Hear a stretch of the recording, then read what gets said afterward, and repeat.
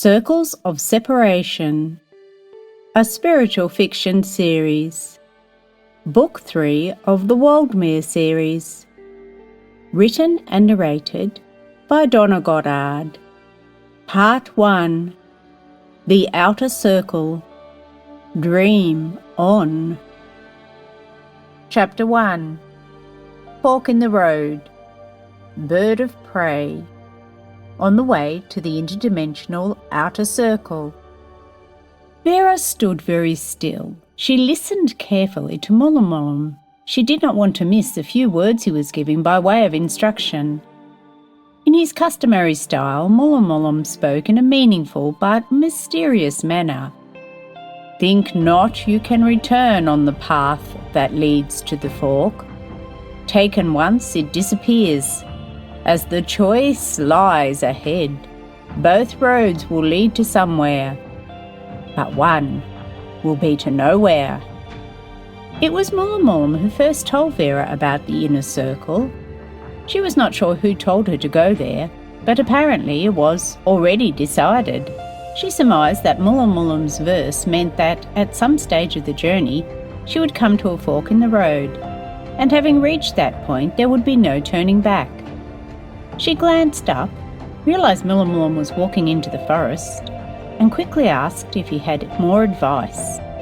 He stared at her with dramatic grey eyes.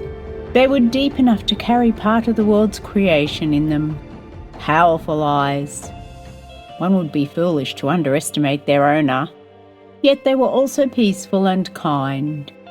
They looked like water, as if they were connected to all the water, all the rivers, creeks and lakes in this vast land. Remember, Vera, said Mullum, by far the most common reaction of those who get to the first circle, the outer circle, is to abandon the quest immediately. Be not deterred, and you will have won the initial important battle. Vera felt that Mullum's words were simultaneously frightening and reassuring. She startled as Aquila, Mullum's wedge-tailed eagle, gave a high-pitched squawk indicating he was about to move.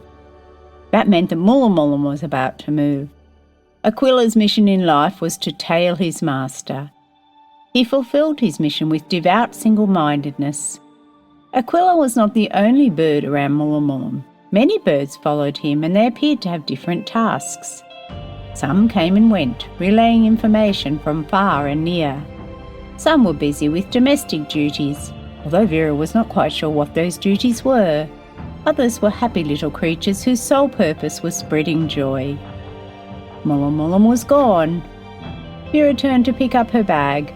She pulled her coat tightly around her and headed down the road towards the far distant fork.